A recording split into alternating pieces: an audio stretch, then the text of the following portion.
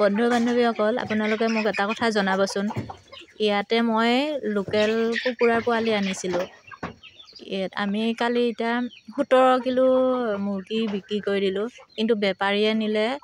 সোণালী মুৰ্গীৰ বুলি কৈ নিছে আপোনালোকে জনাবচোন এয়া সোণালী কুকুৰা নে লোকেল কুকুৰা আপোনালোকে জনাবচোন বেপাৰীলে কয় সোণালী কুকুৰা আৰু যোনখন দোকানলৈ আমি ফোন কৰি কৈছোঁ সিহঁতে কৈ আছে লোকেল কুকুৰা ইয়াতে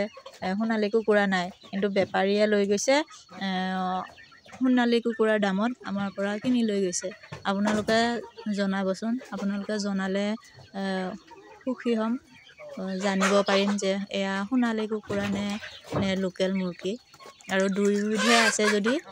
জনাব আপোনালোকে ক'ব জনাবচোন আমাক কোনটো পাৰ্টিয়ে ঠগাইছে নে বেপাৰীয়ে ঠগাইছে নে দোকানীয়ে ঠগাইছে য'ৰ পৰা আনিছিলোঁ আপোনালোকে জনাব আপোনালোকে জানেতো বহুতে